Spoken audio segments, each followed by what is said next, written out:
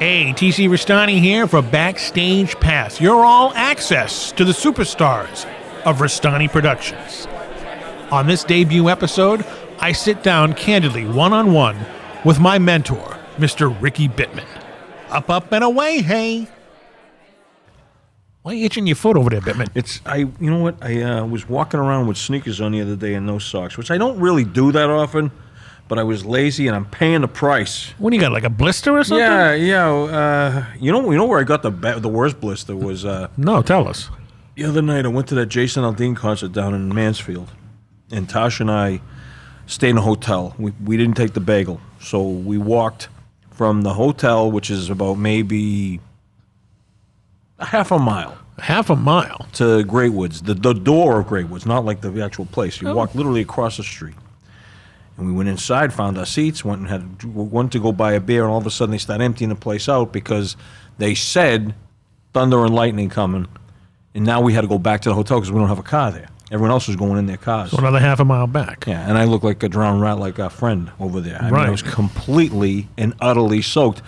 And so when I had to go back to the show, I had no dry socks, so I had to wear. Now my feet are all cut up. Oh, all right. Well, you want to continue? Can we continue? Oh, I'm just scratching my feet. You asked. I know you were over there like like a little dog, scratching yourself over Feels there. good. It feels good to feels good, huh? Scratch my itch. Well, it's we haven't had a one-on-one in a long time. No, it's kind of nice, but I do miss the guys. Yeah, well, they're going to have their turn on this show as well. We're getting, a little in-depth personal with the cast and crew down here at Restani Productions. Yeah. So I figured I'd start off with my longtime close personal friend, my mentor down Why there. not? Maybe, who knows? Maybe by the end of today, I'll have an itchy foot. You might. You never know. It could be going around. But I never wear flip-flops, though. Oh, no, I wasn't wearing. These were sneakers. Oh, these are sneakers. Yeah. Oh, okay. You want to know my feelings on it? Men should not wear flip-flops. Right. Most disgusting thing in the world is a man's feet, even if they're clean. Nobody should see. A man, when he's in public, should not be walking around This isn't in flip-flops. biblical days. Yeah, I don't like it at all on guys. I know. I like to see women's feet, especially the cute little women's feet, like, Abby and Sabrina when they're running around. That's always nice. But, guys, it just, nobody wants to see our feet. No.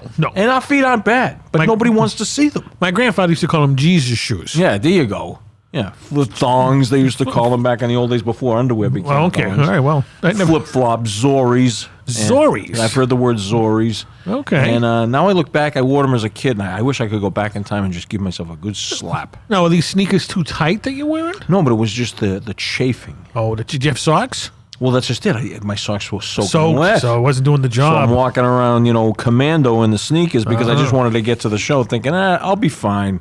And, it doesn't take much. The skin around your ankles is very thin. I know that because as a kid, I used to walk through a lot of puddles. Yeah, that'll do and, it. I had to walk to school, when there was any buses. The days of the days you had to walk to school. But and especially during the wintertime, I didn't have boots, so I had sneakers. I'm always a sneaker person. Yeah, me Except when too. I'm doing the show. I got the nice shoes when I'm doing the show. Me too. I prefer sneakers. But off camera, I always got a pair of sneakers. Yeah. And, it doesn't matter if there's no inches of snow or 4,000 inches of snow. I'm wearing sneakers. Doesn't matter. I mean, I may when the snow comes. That might be a game changer for me. I hate the snow. You know that. Now that I got the arthritis in the feet, I may have to, protect the, just like they said in the movie Platoon, always wear your socks. I believe in that. Right. And they did that again in Forrest Gump, too. Got to take care of your feet. Clean socks. So there's a little tip out there for you listening to this broadcast. Always have a pair of clean socks. Dry socks. Just like Chief Brody's wife said in Jaws before we went out on the boat with Quinn. Yeah. Clean socks. Yeah. You need them. Or brown socks or whatever she said. Oh, there's a pair of clean socks in your shaving kit or something like that. There you go. But, here we are. We're chatting it up. Getting a little personal here on the program. Got a little wet the whistle here. I got to say, you sparked a memory, though, when you mentioned walking to school. And if I go off topic, it doesn't matter. There's no rules here. All right, well, good. But I was just thinking, the whole walking to and from school, how much you could get accomplished in those times. Now, you just look at, and this isn't a criticism, it's just an observation. The kids, when they're being driven to school now, they're in the back seat and they got the phone. And then on the way home, when they get picked up, it's the phone. When I was a kid, you'd walk to school, you'd find a stray dog. Sure. Sometimes you would stop off at the store in the morning and pick yourself up some ring dings or some Twinkies or something and sneak it into school, like something, use your change to buy something like that. But the best was walking home from school. When me and my buddies used to walk to a place called Hub Discount, And the stores were great because they knew that at 2:15, 2:30, the kids were going to start pouring in. Candy, toys, anything, I mean, it was always just, you'd buy all those great candies, what was it, the Charlie Chan gum and all the Fortune gum. And, Mike and Ike's. Yeah, all the stuff. And Alexander the Grapes. Wacky wafers. Oh, and, wacky wafers, yeah. And wacky packages. And one of those little dots that were stuck on the paper. Oh, little candy buttons, I think they call candy them. buttons, yeah. And they'd be just out in the air. Right. You just grab a strip of them and you just suck say them down. 10 cents. Like Some guy could have wiped his ass with them 20 minutes earlier. Well, I didn't want to think of that. But you never, some of these convenience store people were, Well, that's true. But I mean, we're going back in the day when it was the neighborhoods. And chances are the guy working there knew your parents. Right, or went to school with them. And he'd stand there and all the kids would come in and they'd just line up like Wonka in that scene where they're all buying the Scrumdiddlyumptious bars or whatever. In my neighborhood, it was Mr. Hinchy. Mr. Hinchy owned it? Yeah, I'm trying to think. Mr. Hinchy. It was Joe Levesque, I think. Really? Yeah. A Frenchman. Yeah, he owned the corner store. And it was just one of those things, brought back some memories. I used to like going in the corner store and the floor creaked. Oh, yeah, because the store had been there for about 1,000 years. Yes. And they had, old lunch boxes for sale and magazines in the racks. I mean, and of course they had the penny candy. Yeah. And, most of these kids now have diabetes. That's true. Well, from it and whatnot. Not too much of a good thing is wonderful, as Liberace said. But, I'm looking through some of the notes I have here for our interview. Okay. I didn't know that your middle name was Milhouse. Yeah. Richard Milhouse Bittman. Yeah. Yeah, my parents were big Nixon fans. Really? Yeah. Well, it's, you weren't a crook, though. I'm not a crook. So I can be accused of a lot of things. That ain't one of them. Did you get teased as a kid? No, the kids, though. Kids are stupid. No, they just knew my name was Richard M. Bittman. Nobody ever asked me what the They never asked for the Milhouse. No. No one knew. The teacher didn't slip and whatnot? Well, the teachers, I'm sure, looked down their nose at me for many reasons, that being one of them. They didn't call you Tricky Dicky or anything? Well, there was a couple of priests who might have tried that, but I squashed that one early. We're not doing that. Punched them right in the change purse. Boom. It's, I've never heard of this place. South Dakota? South Dakota. That's where you were born. That's where I was born, yep. You couldn't have been there too long, huh? No. And the population is 3,000 people. 3,000 people. 3,000 people in South Dakota, and it's only claim to fame, besides yours, and I'm being humble, besides yours truly, okay, is the wheelo was invented there. The wheelo? Remember the wheelo? No, what is the wheelo? The wheelo was the wire, it looked like it was like this wire thing, and it was a magnet on a wheel. And you could go like this, and it went up and down. I do know what you're talking about. I love that thing. Yeah. I didn't know that had a name. Yeah, there was a guy by the name of Lentil Fitzgibbon, and he patented the wheelo. Really? Down in South Dakota. Became a multi-millionaire. Now, did he give the 3,000 people free samples of this? Well, he had a little workshop, and he had all his failed inventions in there. And the rumor has it that the wheelo track, that thing, was actually something he used to dig spare parts out of a vat.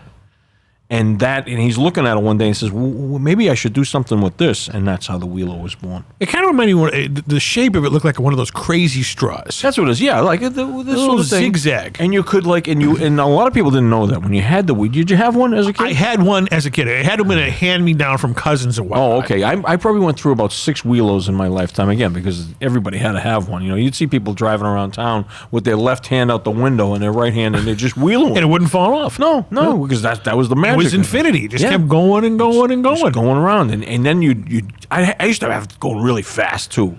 You'd get it going really fast to the point it almost spin off the track. But there was this little yellow thing at the bottom where it said the word wheelo. Wheelo. And a lot of people didn't know that. If you slid that up and down, you could adjust the speed. Really? Yeah, you could make it go very slow. See, the one I had probably wore off because it was a hand-me-down. Yeah, they didn't have an exceptionally long shelf life. After a while, the magnet would wear out, and it would just ultimately just spin off. You think those were in competition with the Slinky? Well, probably, because that was the age. Think of the simplicity of the toy, and think of the fascination of the Slinky. And it was very relaxing playing with that thing. Oh, absolutely. You try to get the Slinky to do tricks, but you know what my favorite thing to do with a Slinky? And if you have an original Slinky... Stretch it out?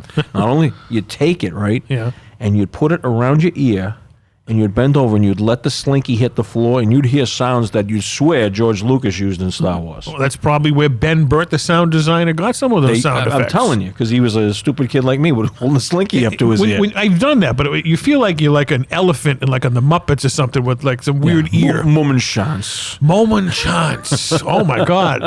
What was that? What was Moment chance? The movement or something? I don't know what it was, but I just know every now and then they'd show up on Sesame Street, and I was pretty fascinated by it.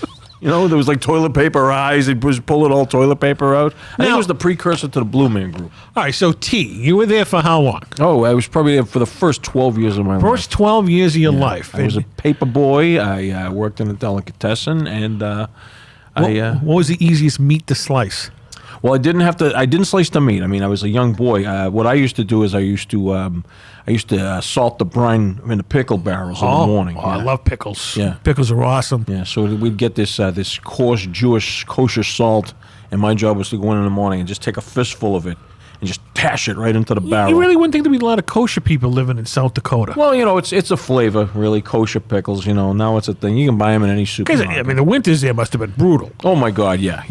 Then again, you wonder why I hate winter. It has a lot to do with the first 12 years of my life. You know, iced tea. Yeah, oh, that's true. Iced tea that's true. Iced tea. And now, you know, they don't really plow roads for 3,000 people. Okay. No, not at all. No. You had to walk 20 miles to school and do your homework on the back of a shovel. A hardy bunch. We were a hardy bunch. Now, a lot of the old ladies had whiskers. Really? Well, they had to stay warm. Yeah. I told you the first woman I had was a very old woman.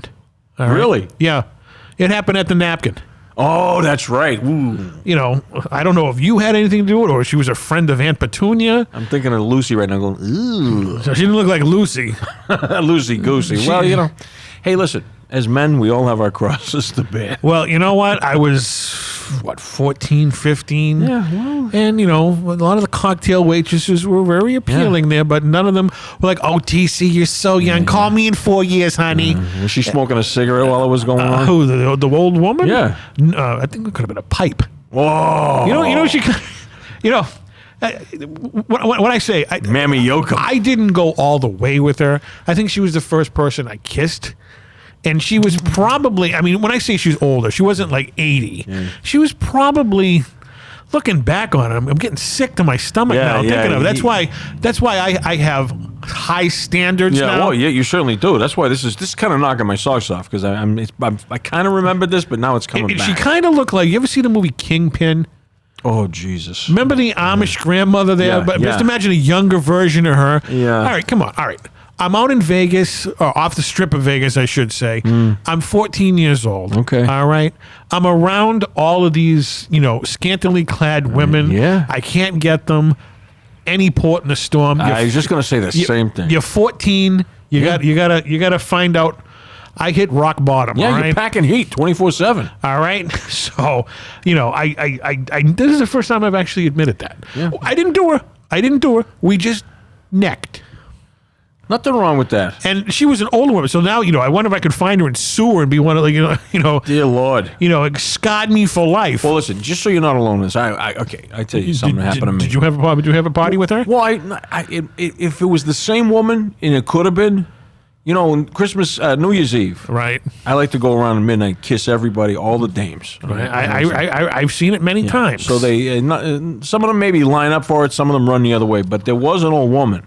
I remember pulling her really close. I said, "Hey, baby, Happy New Year," and I gave her a really hard, open mouth kiss. And you know, you create a suction. Right. I sucked the tooth right out of her mouth. It could have been her, and I swallowed it because this woman was missing a tooth. Yeah. So this could have been years before. And I'm really like, I had your sloppy seconds. I'm feeling it right now. I'll never forget that feeling. And I looked at her, and she looked at me, and I literally almost just lost it. There wasn't anything in the tooth, was there? Like I don't know. Spinach or something? I don't know, because I swallowed it. Oh, well, you wanted them, huh? It came out I didn't spit it. It's just like, and I just looked at her, and I'm like, I think my eyes just became two little pinpoints. You know, I think this could have been a really sick joke from Aunt Petunia. You know how twisted she is. And I may have pissed her off, being a youngin, being sarcastic about it. I'm going to get him back. My only nephew. Yeah. And you know what? I'm going to send in. I'm just going to use the name Bernice for now. I don't think her name was Bernice, but she looked like a Bernice. Bernice, yeah. She kind of did resemble the Bernice from Fish. That's what I'm thinking. Yeah. First thing you said, I'm thinking of poor Fish's wife. Fish wife. Right, but it was. I'm just getting texts from from Abby, our producer. She's asking, did Ricky enjoy the cups? I did tell her, and still enjoying them. It says the big red Solo cup there. For those of you who listen to our podcast with the rest of the crew, that was one of the pet peeves of you in the last couple of weeks. Like I said, I don't have a star rider, but if I did, a nice big cup of water is nice to have. Not two little white cups, one big red cup. So they loaded up the truck, as they do on the Beverly Hillbillies, and you left South Dakota and headed to beautiful South Boston, Massachusetts. Yes. The Irish Riviera. Yes, the Irish Riviera, and it was probably one of my favorite places to live on Earth. Now, Bittman doesn't sound like an Irish name. No, but a lot of people think Southie was purely Irish. I mean, I had a lot of Lithuanian and Italian friends growing up. It was originally the Italians that lived in Southie. Yeah, it could have been, because the Irish lived in the North End, and then they flipped for some weird reason. Well, I'm glad they did, because I like being close to the ocean, so that was nice. Yeah. I missed that about Southie. See, you didn't have the ocean in South Dakota. No, landlocked. Forget it. No, nothing. I mean, before we get to the South Boston, how many times did you visit the Mount Rushmore? Oh, I loved going up to around my... That's in North Dakota, right? Yeah, okay. Yeah. We'd go up there like on holidays, like Thanksgiving morning. We'd go up there, and my father would put out a little bagels and cream cheese. Right. And this is something we did, and we sat there and just looked at Mount Rushmore in the morning. I've never been to Mount Rushmore. It's beautiful, and then we'd go back and see. My mother would stay and cook the dinner with her sisters, and they'd have a hell of a time just getting rid of us. So we'd go up there and have our bagels and juice. Who's your favorite on Mount Rushmore? Oh, he's got to be Lincoln. Got to be Lincoln? Yeah. Yeah, it was kind of a Lincoln, Washington. Yeah. I mean, we got Lincoln, Washington, Roosevelt, and who's the other one? You're asking the wrong person. Isn't the other one an Indian? Isn't it Dom DeLuise? No, that should be up there. The fact that we don't know, this is really bothering me now. And you grew up right down the street. Yeah, I know. I'm admitting I skipped history class. But, it's something we as Americans should know. We could never pass the citizen test. Jesus, no. No, they'd throw us right the hell out on our ass. We'd end up in Canada somewhere. All right, Mount Rushmore. Oh, is it Jefferson? Jefferson? Yeah. George? Weezy! No, it's Washington, Jefferson, Roosevelt, and Lincoln. Okay. All right, well, now... How Roosevelt get in there? I don't know, because he has a cool name? Yeah, probably. Roosevelt. Now, one thing we never did was go up into them, and I think you can. I think there's a... Well, the only thing I know is from that National Treasure movie with Nicolas Cage, that was hiding a city of gold behind it. Wow, that's cool. So, but no, I've never been to Mount Rushmore, and the only other time I ever saw Mount Rushmore at anything other than that National Treasure, remember when Lex Luger had the Lex Express? Yes. When he was touring the country in his bus. Yep. He was posing on the bus in front of Mount Rushmore. Yeah, that sounds like Lex. That was the only time I really ever cared about Mount Rushmore. Mount Rushmore. So you made a big trek across the country. Did you fly? Did you take a bus? Did you drive? No, we drove. We weren't wealthy people. We just my old man got an opportunity with the subway system. He worked for the MBTA. Okay. And which line? Which line did he run? The green line. The green line. The worst of all lines. See, I can't ride the green line because I get motion sickness on it. Yeah. I can't sit backwards on a train. Yeah. I'm an orange line guy. Orange line. I grew up the red line. But my old man worked on the trolley. See, my old man was a trolley repairman at the Abaway out in Jamaica Plain. Was he the one with the electric hook? Oh trolleys? Yeah, back in those days, that's the ones that when they still have them. The buses in Harvard Square still have some those. of them still have that. Yeah, so if anybody out there listening want to go to Harvard Square in Cambridge, Massachusetts, they still have trolley buses that tool around. Yeah, with the overhead wires. You're gonna that powers them. Yep. You sound like a bumper car. Yeah. Exactly what it's like. So fantastic. So you moved all the way out to South Boston. Yeah. Now here's the big question: what got you involved in entertainment? You know what? Like I said, I worked in a delicatessen back in T. I was a newspaper deliverer. I delivered the magazine Grit. Remember the magazine Grit? No, I think it's before my time. Yeah, it was just like sort of 4-H type news. Farmers type Farming news. news, huh? Yeah, and if you sold so many issues, you could win a 10-speed bike and all that. So I was selling. It's kind of like the stamp thing on the Brady Bunch. Yeah, exactly. Yeah, pretty much. Yeah, that was probably more rewarding because nobody ever seemed to get the prizes from selling Grit, but I certainly didn't. But I always was engaged with people and I like to perform from a very early age. My mother said, I have 3 older sisters. Really? And my mother would say, don't look at them during mealtime because I would take the food and literally wash my hair with it. And if they didn't look at me, my mother said the funniest thing was the look I'd have for them that I wasn't being watched. So I was always performing for my sisters, always performing for my... So you like voyeurism, huh? In a reverse way? Well, I wanted them I wanted to make them laugh. That's what it was. I wanted them to see me, and I would do anything to make my sisters laugh when I was. Now, what was the worst food you washed your hair in? Oh God, that's a great question. My mother would say mashed potatoes because after a while they just get everywhere and just lodged in there. Did I never tell you that mashed potatoes is probably my favorite food? No, you never did. I love. I can see why. I mean, they're delicious. I don't care if they're, instant potatoes like potato buds. Nothing wrong with those. I've had those. And the regular mashed potatoes, we actually peel the potato and do all that other stuff. It's my specialty. But I love mashed potatoes. You could gravy, butter, and whatever else you want on it. But mashed potatoes, you can't go wrong. No, and that's one of my favorite things to prepare for my family when we get together for Easter. The requirement is always, will Ricky bring the mashed potatoes? And I always say, absolutely, no problem. What's your secret? What do you put in it? They don't know this, but... no way, we're not going to tell them. No. But I would... you got to put a lot of salt in your mashed potatoes, first of all. Kosher? The coarse salt. Yes. Let it in there. But you put that in while they're boiling, too. Okay. And you don't use milk. I don't put milk in my mashed potatoes. See, I do, but I use half and half. Oh, the cream. Yeah. The cream. You put any chives or anything in it? I would, but my family's kind of, the Irish palate for a lot of my family they're very plain people. Right. But I would definitely spice mine up. I would leave the peel on in some. You've had my world famous potato salad. Yes, I have. Yes, I leave the peel on. I eat potato peels all the time. There's more nutrients in that. They're just delicious. I would go down to Tommy Florano's in Malden, right? When the meat falls off the bone. And I would get myself a rack of ribs and a baked potato, and I would put all the fixings in that baked potato, and I'd just eat it like that the whole time. Sure.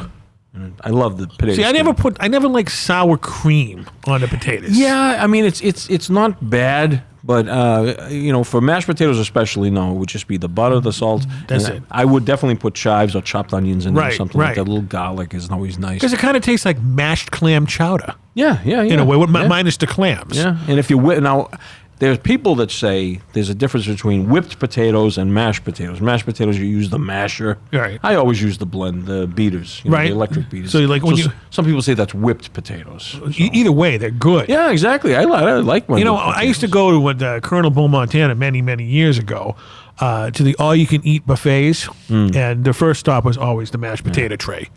What fast food company sold the best mashed potatoes? In your opinion, anyway.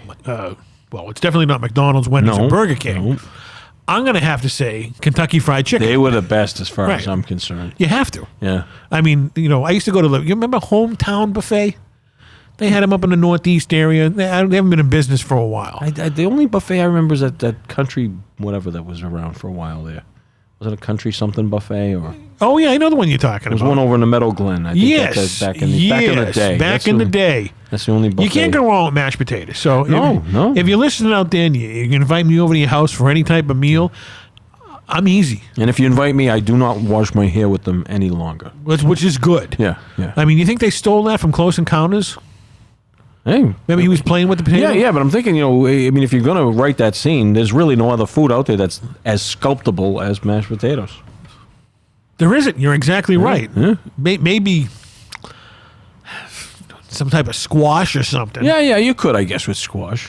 But you've always been an entertainer. You've always entertained the family, even on your paper route. Clown. I was the class clown, and I initially used to write routines for the other class clowns. Really? Yeah. I would tell them what to do. Now, being that, what was your first paying gig?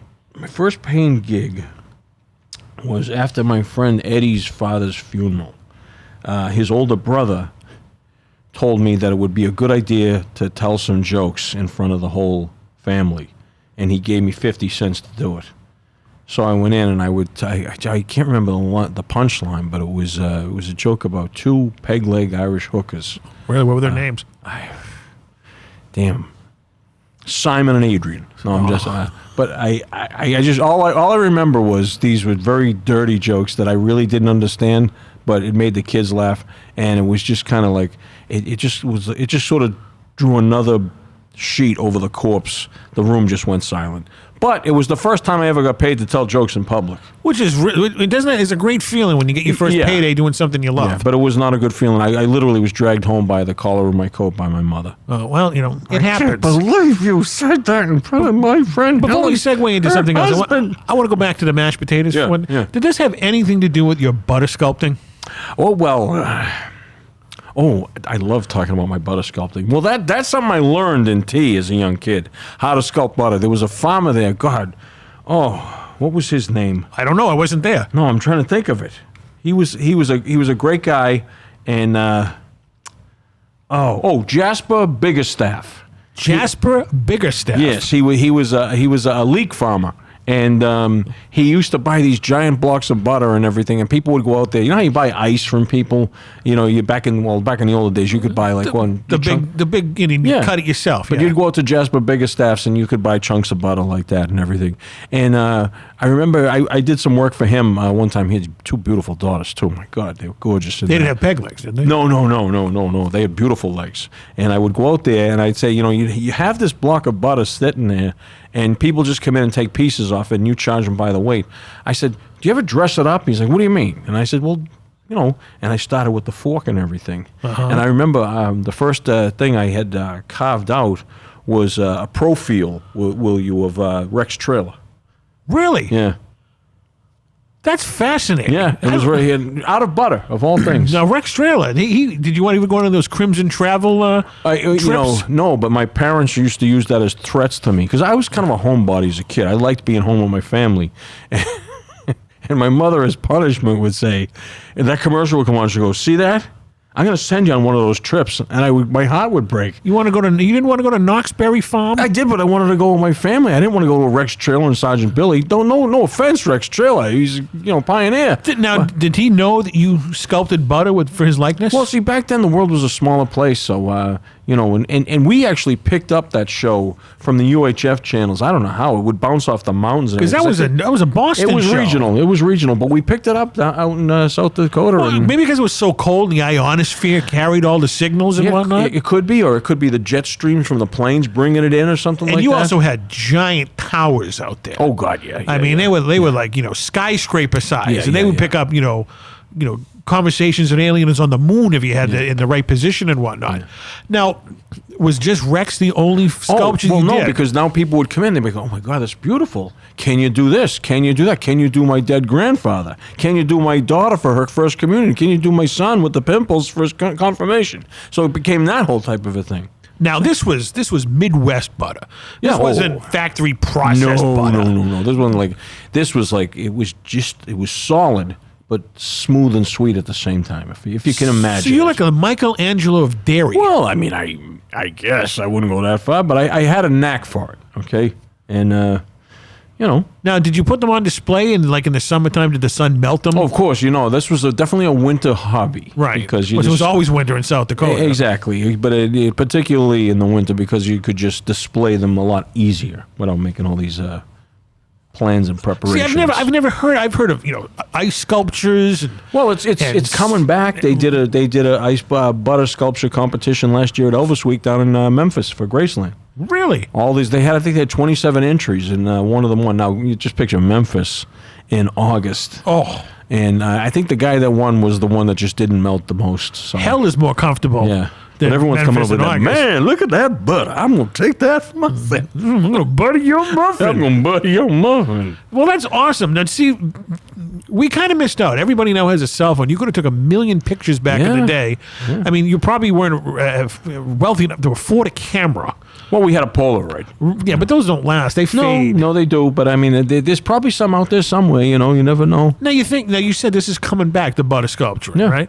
Now, which state, other than tea, which state do you think has the more prolific butter sculpture artists? Well, I just think it would come down to the actual availability of quality butter, and I would have to say Wisconsin. Okay, well, it's a cheese state. Yeah, so it's close. It's a close relative. But butter, I will tell you this: cheese is more of a. It doesn't yield the same way butter does. Cheese has a push to it. Like when you try to sculpt cheese, there's a bit of a push. Like right away, you put that fork in there or whatever. I'm trying to think of the name of the tool we used to use.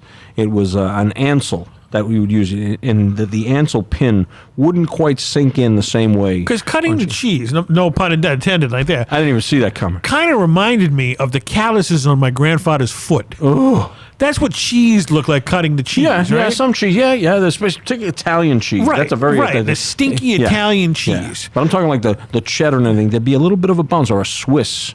There was a barrier. Well, it had holes in it already. Yeah, right. But it was almost like it had like a plastic finish to it. But whereas butter, you could get right in there. If butter wasn't available, could you do it with margarine? Oh, absolutely. Yeah. Because I think that would be more smoother. It just wasn't as romantic. It's true. Butter's natural. It is. Everyone loves butter. Margarine is more manufactured. Yeah. You know, what's the number one food is the excuse to eat butter, in your opinion? The number one, corn on the cob. Okay, I was going to say pancakes, lobsters. Okay. You know, it's just an excuse to eat butter. Yeah. Do you know the funny thing is, I do not put butter on my corn on the cob. Why not? It doesn't need it. Try it without it sometime. It isn't a health choice, ladies and gentlemen. I tried it one time. I'm like, you know what? And I ate it, and the corn was delicious. You know what's a good way to make corn on the cob? I discovered this summer. Grilling it. No. Air fryer. Wow. Okay. All right. Put it in there for about 8 minutes. It's just like grilling it. I never thought of that. You got the little cooked ends on it and whatnot. Now, Tosh Lint has an air fryer, and the only thing she's made in it for me so far was chicken wings, and they were outstanding. Whoever invented the air fryer needs the Nobel Prize, in my opinion. It is the greatest tool since the microwave. I heard grilled cheese comes out good in that, but I just can't imagine it. Toast comes out great in it. Wow. You can try anything in there. I do like a good piece of toast. You can't. I don't think you can make mashed potatoes in there. No, no. That's some things you just got to go the. You can heat them up, but you just. I just don't understand. Right. So you started out in Tea, South Dakota. You made your way to the Irish Riviera, South Boston. Yeah. You got your foot wet in the entertainment industry. You made your way back out west to Pahrump, Nevada. Well, when I turned 18, I remember my mother sitting me down because up until that point, I graduated high school. I had no intentions of going to college. I was told at a young age that there's no reason to go to college unless you're going to be a doctor or a lawyer. Or a lawyer, yeah. And I believed it. Right. Still to this day. Yeah, but I mean, it does. I see some people that they say they had a college degree. I don't think they did, and they get, they're remunerated a little more than other people, I think. They're not a butter sculpture, though. No. They didn't live. Okay? No. That's living. They were just face down in a book. Yeah, that's all. They were studying other people's triumphs. Yeah. Geeks. Yeah, geeks. Yeah. They probably make, a hell of a lot more money than entertainers. Yeah.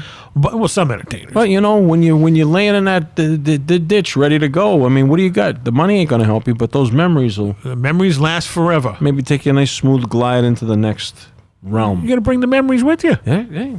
So Pahrump, Nevada. Why Pahrump, not Las Vegas? Well, I made a promise. My mother sat me down and she said, "Listen, you're obviously not happy here. There's something calling you, and I think you need to go out and find it. Go to California." And California wasn't my place because it was all sitcoms and everything, and I wasn't that. And roughly what year was this? It was the 70s, Okay. My age kind of transcends itself sometimes. Right. I'm also like, I'm a Zelig, but, it was like the 70s, and my only exposure was, the great sitcoms and everything, and plus the great stand-ups and all that. But I said, I want to kind of carve my own path. And Vegas, I promised my mother I wouldn't go to Las Vegas. So Sin City. Exactly. So I went out to Pahrump, and I met Art Bell. Yeah. Oh, the legend. Yes, we got to know each other quite well. See, and I know you're a huge fan. I'm a huge fan, and we weren't there's a little bit of an age difference. Yeah. So when you headed out there and met Art Bell, I was probably still in high school. Yeah. And, you know, I didn't have your number. Yeah, and you probably just started listening to him. Sure. Oh, yeah, from the Kingdom of Nye. Yeah, and I, you know, it's funny. When I used to listen to him, I didn't know Nye was a county. Right. I thought, I was like, the Kingdom of Nye. I got to find out where this place is. Is he living in a castle? What is the deal? The images he would conjure up. We met at the Lovato Brothers Cheese Shop out in Pahrump, Nevada. It's all about dairy with you. Yeah. Geez, that's right. It's always about food. But it was a great place to get good provolone cheese. Okay. Which you can't really get out west. So I met Art Bell in there, and we just struck up a conversation. And he recognized me with the accent. He knew I was not from Pahrump. Anyway, he said, "Did you have a T accent or a Boston accent?" I think it was the mixture of the two. The Boston Tea Party accent. There you go. That's a good one. All right. I should have named something in my life the Boston Tea Party. But at any rate, we struck up a conversation, and we just became friends. And then he divulged what he did for a living.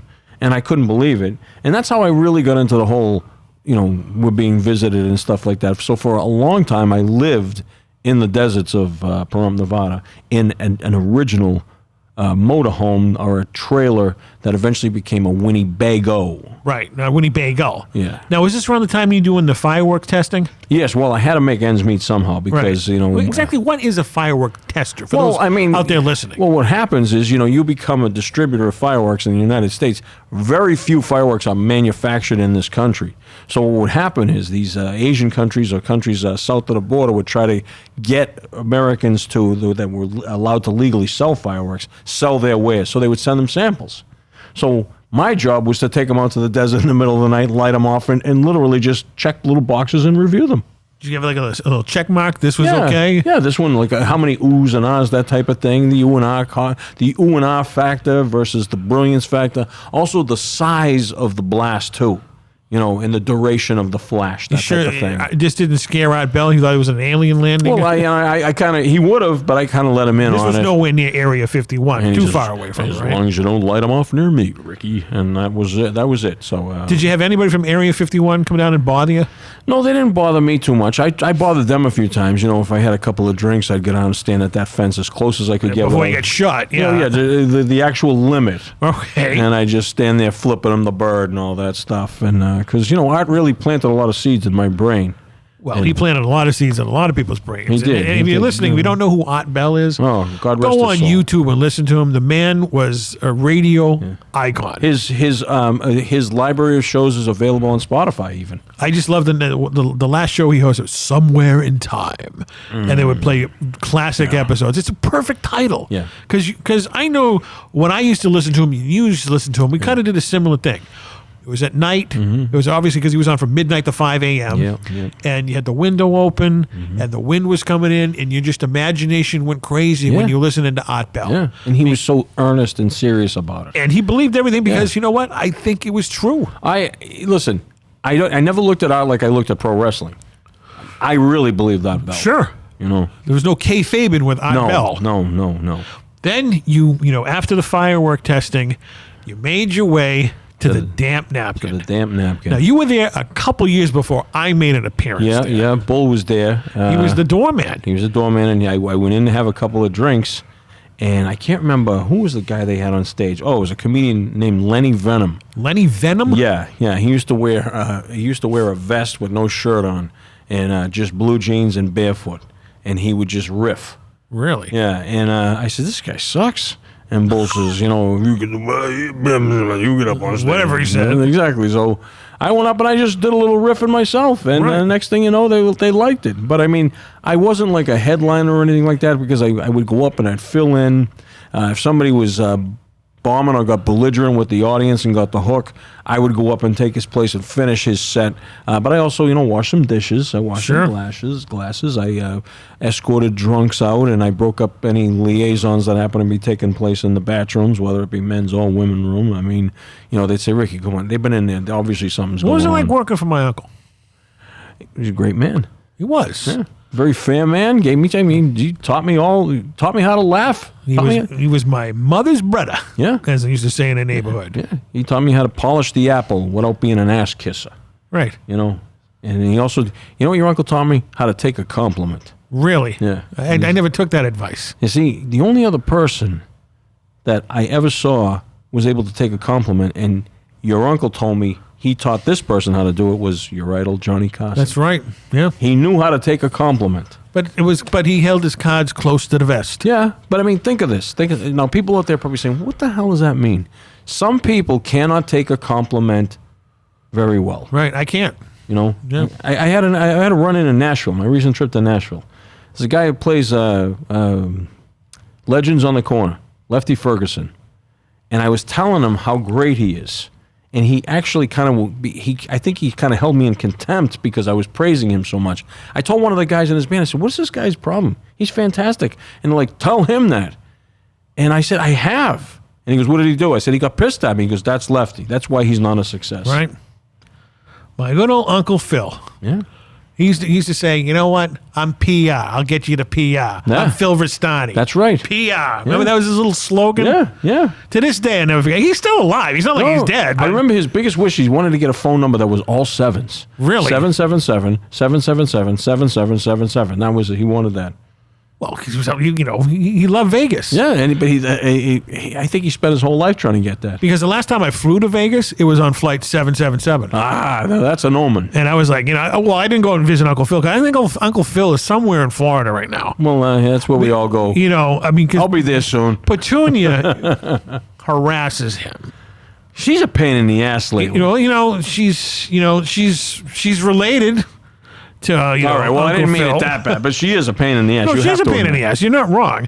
Because that's where your paths crossed with her. Not only did you meet Bull there, but Petunia was a cocktail waitress there, trying to get her an attention. Yeah. Oh, yeah. She's, she was 10 pounds of cocktail waitress in a 5-pound bag. Let's just put it that way. Sanka.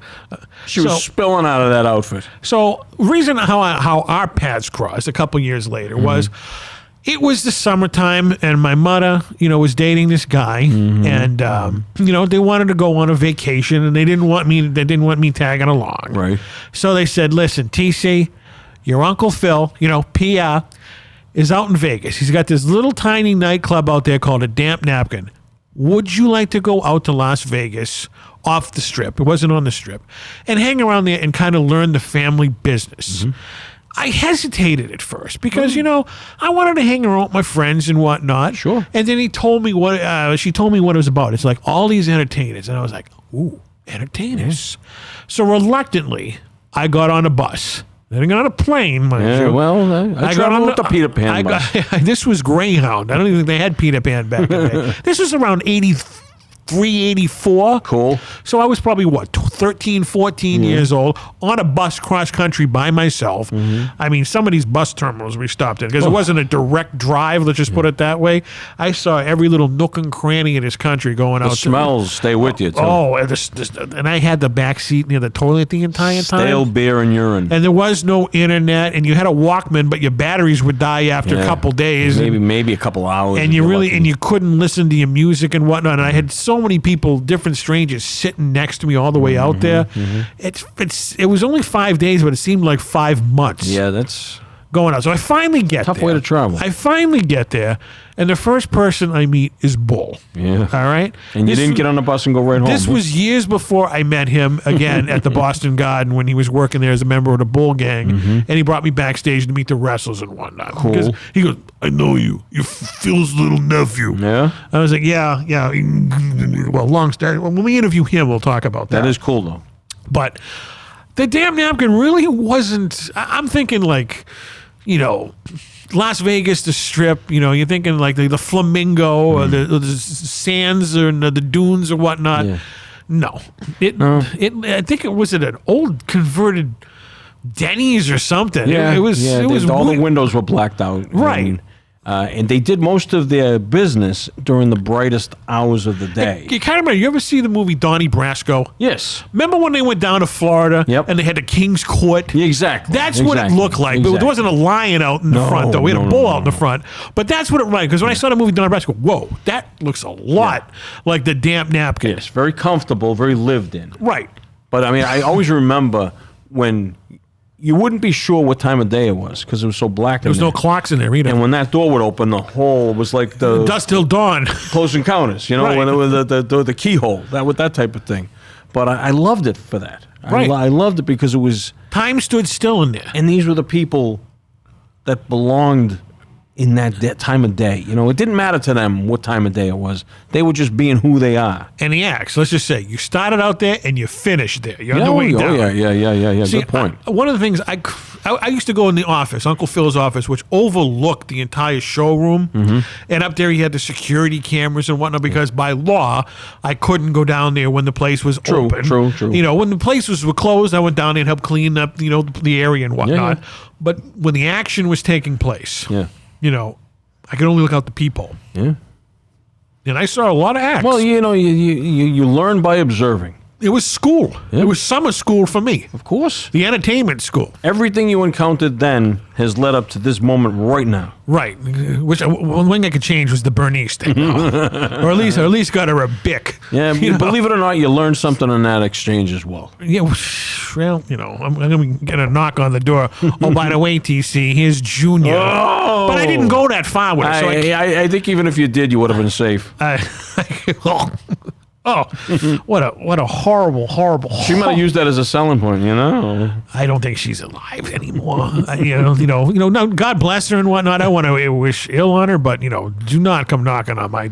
It would have happened by now with the success of the TV show and whatnot. No. She would have shown up. No, Tasty, I can't reproduce.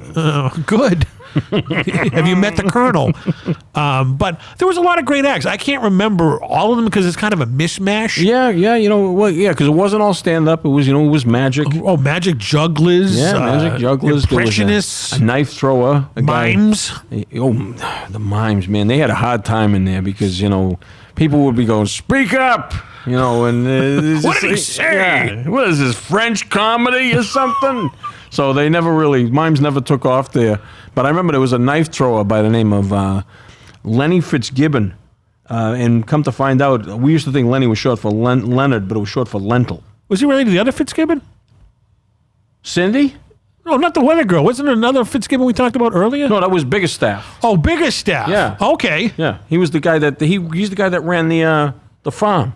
Gotcha. Okay. Or am I screwing up my names? Did I? You've had a few drinks over there. I know. But if I did, I apologize. But this was lentil. Lentil. Not Leonard. Okay. Lentil. Lentil Fitzgibbon. Like the soup? Yeah, exactly. Well, that's what I said. We thought his name was Leonard. Okay. Len was short for lentil. Lentil. And he was a knife thrower. He was a knife thrower. Yeah, and he would throw the knives at a target and tell jokes at the same time. And one night he threw one of these little paring knives and it went right in Franklin Auger. Remember Franklin Auger? The black guy from Car Wash. Went right in his shoulder blade. Yeah. And so we had to let him go. Well, you can't hurt the talent. Oh, Franklin was, I'm going to kill that motherfucker. And it was like, we got bad. Was this before or after Car Wash? It was after Car Wash, and it was right around the time he was filming The Jazz Singer with Neil Diamond. Okay, because he was also in Stir Crazy. Yes, he was. Yeah. Hey, I'll tell you, he's a very decent guy. Do you know what his name was in Car Wash? What? TC. Get out of here. God is my witness. I don't know, maybe my parents named me after him. I don't know. Yeah, I always said Franklin J. was a very underrated comedian, very likable guy, and great style. Is he still with us? He is, matter of fact. Okay. And the only reason I know that is because last night, for some reason, with all the wealth of movies I own, I felt compelled to watch The Jazz Singer with Neil Diamond. Okay. And I was like, my God, Franklin is in this. Franklin? And it really brought back a lot of memories, but I had never seen it, and so I was just like, I kind of went down memory lane a little bit with him. I don't think I was there when that happened. Oh God, no. That was pre me, right? Yeah, definitely. But we would get some Hollywood elite. I find would come out there just to pursue their prurient pursuits. Without the scrutiny of the National Enquirer and People magazine. Because they couldn't really find the damn napkin that much. Exactly. Nobody would go in there unless they really had a reason to or they knew what it was famous for. Bull knew how to hook people up. Bull knew how to hook a lot of people up. I mean, that guy is, don't underestimate Colonel Bull Montana. No. I remember, who's the two guys that were on Emergency, the two firemen? Who are those two actors? Gage and DeSoto? Yes, the two actors who, I know one of them Kevin Tighe. Kevin Tighe and Randy Mantooth. Right. They wanted to double team a really obese Asian woman. Uh-oh. And they came in one night and they talked to Bull, and some money was exchanged. And about an hour later, they were sitting at the bar sipping cold beer, high-fiving. A lot of fortune cookies. Yeah. But Bull made it happen. Of course he is. He's Buddha. So those guys were living in Los Angeles. They had to go through Las Vegas to the outskirts of Vegas to get to the damn napkin. All the things that all the riches, the lust that awaited them, none of them were compared to where they were going, which was the damn napkin. Which is true, because it was a hot spot. Yeah. I mean, it was kind of an underground thing, Yeah. and a cult thing out there. Yeah. You know, it was a word of mouth thing. You know, most of the people were going to the Strip, but anybody who really wanted to have a good time went to the damn napkin. Yeah. I remember one night, Maury Amsterdam came in. He was completely. Can I swear on this? Sure. He was shit faced. I remember Maury Amsterdam from the match game. Yeah, and he was in. Yeah, talk like he's on stage completely shit faced, and his hair was just all hanging down in his eyes, and he was on a pogo stick, completely naked, and he kept saying, "Somebody call my wife Pickles. Somebody call my wife Pickles. Somebody call my wife Pickles," and I yelled out, "Your wife is Pickles." But I guess that was a character he played on the Dick Van Dyke Show. Okay, I don't remember that. Buddy Sorrell, his wife was named Pickles. Okay. It was sad, but... Now they play pickleball. Yeah, fuck pickleball. I hate pickleball. Anyone who plays pickleball, just go away. Will you, just please? So, were you there for the Christmas parties? Oh, of course, yeah. I mean, I was only there for a handful, maybe like 2 or 3. They let me DJ them because I had the best taste in Christmas music. You did. I thought so, and everyone else did. I remember I remember when you got a little sauced. Oh yeah, which was often. Yeah. You used to play on repeat "Silver and Gold" from Burl Ives. Oh, of course, from Rudolph. Silver and gold, silver and gold. Great song. And I remember Bull. Pull up an ice block. I'm sorry. Bull you used to make him wear not a Santa Claus suit, but a snowman outfit. Yeah. And you would pretend to he was Burl Ives on that episode. Yeah. It was a big hit. Yeah, Sam the Snowman. His name was Sam. I never knew that. Sam the Snowman. Pull up an ice block and sit down. So, I mean, all the Christmas. Now, is Christmas your favorite holiday? I would say, yeah. Christmas and 4th of July, but Christmas. Christmas in the desert's weird. It is. I would decorate the cactus outside my cacti? The cacti with Christmas lights. I actually posted a few of those pictures on social media. I should go find those and repost them this Christmas. But it was nice. You know what we got to do? We need to get into Winnebago. We need to drive cross country. That would be a trip. To go where the napkin used to stand. It's no longer there. No. It's a parking lot now. Yeah, that would be sad. And we could park right where it was. Yeah, I would do it. And have our own little Christmas vacation. I would do it because I'll tell you, I spent last winter here, and it was a very easy winter. I don't think I'm going to get back-to-back lucky. So if you want to go out west, I'll take you. Well, I think Bull will be up for it. Mm-hmm. Petunia will definitely be up for it because she still has friends out there that she still talks to on her Facebook or whatnot. Yeah. You know, I'll remember the bartender Larry. Yeah. Larry's out there selling used cars now, and you sound just like and it. we had one of the cars where we made what they would say on the Newlywed Game whoopee in. Oh, I see. I'm glad I never saw Aunt Petunia making whoopee with Larry. Yeah. Because I saw Bull. I wouldn't want to see him make a whoopee with Burt Reynolds. I saw Bull making whoopee with Velvet, the 500-pound cab driver, in Revere in 1986. All right? That image is scorched. Dear Lord. Right here in my head. All the mashed potatoes in the world aren't going to cure the image. I bet he had some pillow talk, huh? Pillow? Do you know how many things of flour I had to find a wet spot? Now, I'm literally, this woman, Velvet, looked like Jabba the Hutt with makeup on. Oh, dear God. All right? Now, just picture them on a hot, steamy July night in an old checker cab going at it in the front seat. And we all watched it. It wasn't just me being a pervert. It was everybody at the cab stand and whatnot. Remember the old, the fare thing? The meter thing. The meter thing. You just hear ding, ding at every thrust. Dear Lord. So, I mean, and when it was done, the cab owner goes, "You owe me a fare. You owe me a fare. I'm going to tell, Velvet, I'm going to tell your husband about your affair with Bull Montana." Did Travis Bickle come in and clean up the back seat like he did in Taxi Driver? He could have, but, more than the $20 that he found in the back seat that time. So, I mean, I wish we had video We didn't. Yeah, I mean, well, we got the memories. we got the memories, and it was so dark in there. It was a one spotlight stage. Yeah, yeah. And you really couldn't take pictures. You know, even back in the day, God, you couldn't make out what was on the stage. I don't think anyone ever had a camera. in But there. I mean, the only cameras that we had were the security cameras. Yeah. But he never recorded any of No. it. He made me sit there. All right, TC, you're 14. Yeah. You see anything It suspicious? was required by law to have. You know, those. see That's anything what it was. suspicious, let me know. Yeah. And I'm excited because this is, this isn't like where I grew up, you know? Yeah. This is the real world. It's a weird world. As real as it gets. And I was having the time of a life. And some of the things that I saw in there, I can't talk about. Yeah. I mean, it wasn't like anyone murdered or anything like that. It was just some weird stuff. Maury Amsterdam naked on a pogo stick. I mean, that's the type of place it was. Mimes And doing- nobody was like, people were literally like, they'd see that and they'd go, and they'd go back to the drinking. They go back to the drinking. Yeah, like after a hand shot. That's And right. Everyone just Star sort of Wars. turned back around. Back to the music and whatnot. I think when they were taking Maury out, he flipped the bartender a quarter. Really? Yeah. Well, see, Get in trouble. But I remember the mimes doing stuff with snakes. Yeah. I mean, what was that? Well, they were snake handlers. That was their religion. They would drink strychnine. What about the guy who had all the snake bites on his forehead? Remember him? Yeah, he wasn't a good. Listen, he wasn't good at it. His name was Exodore. Exodore. Remember him? He was a weird guy, and he had. I always thought his name was Exit Door. I mean, well, it was Exodore. Yeah, okay. Well, now that explains it. And All he right. had all the snake bites on him. Yeah. And then when he used to get mad at the snake, he'd bite it. He'd bite the snake. Bite yeah. the snake Yeah, back. Yeah. And it was just like, whoa, what? I mean, what, Yeah. where was the, Imagine what went through that snake's mind.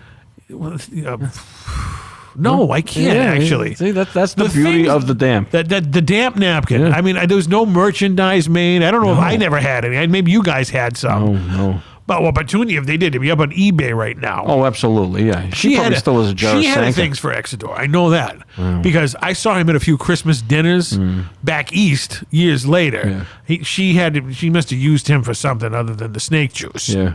And it was just very strange things growing up. Yeah. Out in Las Vegas. Yeah. But our paths didn't cross again for several years. Yeah. Yeah. When I started doing the late night talk show, Yep.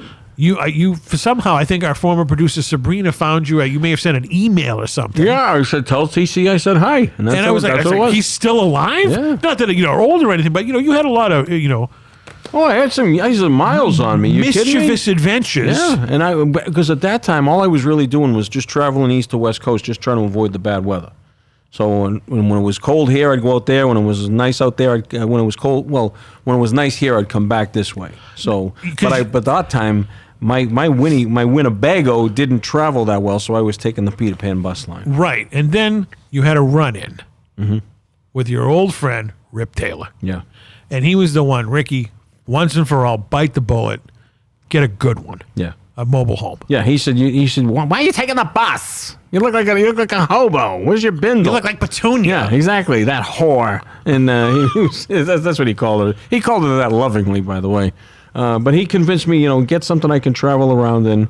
Because, I liked driving as opposed to flying. I like the trip. I like the... Yeah, the mind works, and you yeah. get to see things, and I love looking out the front window of that thing. and you can incorporate it in a bit or whatnot. Yeah. But so my first Winnebago, though, was the one that I could travel, was one just like Jesse and...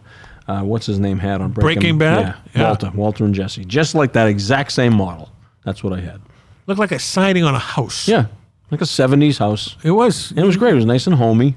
And slept many a New Year's Day in that thing. Just after, New Year's parties and stuff like that. The ones from Wayne Newton? Wayne Newton's, yeah. We went through all that.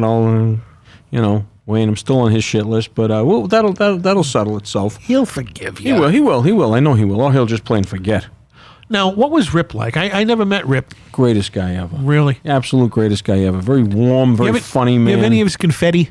I do, as a matter of fact. I just get a little envelope of it. Really? Yeah, just a little tiny bit of it, and I save it in a photo album. I folded it up. Did they cremate him and then throw the ashes in the air? I think Johnny Knoxville has some of his ashes. Really? They smoke it? Well, he made it into a ring, like a ring. There's a little compartment in his ring. He's got some of Rip Taylor's ashes. See, I remember him from when he was on Sigmund and the Sea Monsters. Sigmund and the Sea Monsters, yeah. It was Shelley. Yeah. And he had the Shellophone and, all these other... He would do anything. And I like that the Jackass guys embraced him because he was in a couple of the Jackass movies at the end. And he was funny. But one of the other things I remember him from was the Brady Bunch Variety Hour. Yep.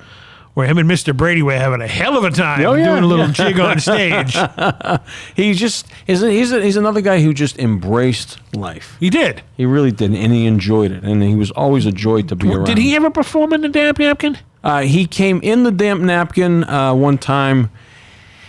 Geez, I don't know how to say this without getting, sounding lascivious, but, well, let's just say he has something on his wish list that could only be remember that movie or book by Stephen King, Needful Things? It was kind of like that with Bull. Like, people would go to this shop and they would say what they wanted. He was kind of like Red in the Shawshank Redemption. He can get you anything you want. That's a better analogy right there. He was like your Red. So he went in and Bull fulfilled a wish that he had. Okay, I don't want to know. Oh, I'm going to tell you. Okay. He wanted a foot massage from the kid who was on Land of the Lost, the brother. Wesley Ure? Yeah. He just wanted a foot massage. Olive oil foot massage. You know who he was in a relationship with? Rip Taylor and his feet? No. Who? Richard Chamberlain. Really? Right. Shogun, huh? Yeah. Land of the Lost. And there's nothing wrong with it. I'm just very, very nice man. Met him at many conventions. Yeah. And he was very nice to Rip. But Rip's like, how am I going to fulfill this? How am I going to do this? So he knew where to go. Living in the land of the lost. Lost. An olive oil foot massage from, I call him Will still. Marshall, Will, and Holly on a routine expedition. Why is he known by his last name?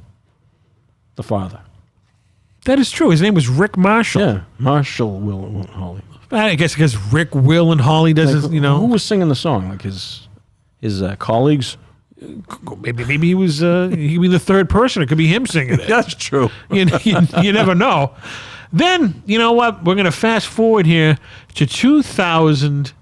March 10th, 2010. After your return to me and everybody at Restani Productions on the show, you said, I'm going to venture out and I'm going to do my own podcast. Yeah.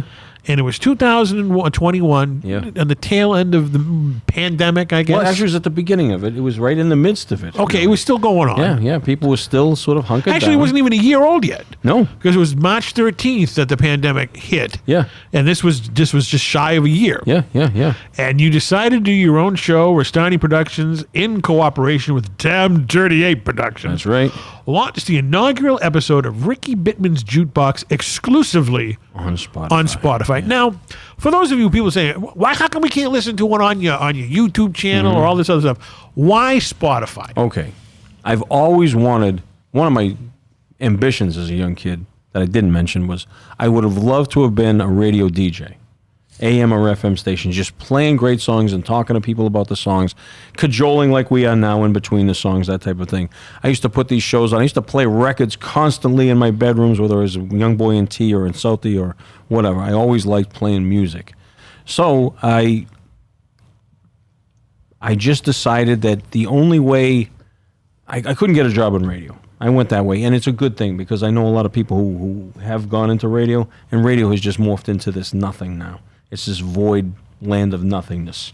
So I went and signed up through Spotify to create this podcast. And what it is, it allows me to use all the music they have. They have billions of songs. Yeah, I couldn't do this podcast on YouTube because of the rights of the songs. Copyright, yeah. So Spotify says as long as you use this software and launch your podcast through our software, you can use any of the songs that we have in our library, and they're millions. Sure.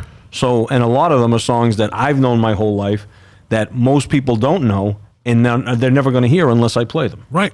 So some of them I've never heard before. Yeah, and that's the beauty of it. It's like an archaeologist. You bring this stone up and you brush it off. Right. And you show it to some people. Some people might be like, it's a rock. Or some people might go, wow, that's really cool.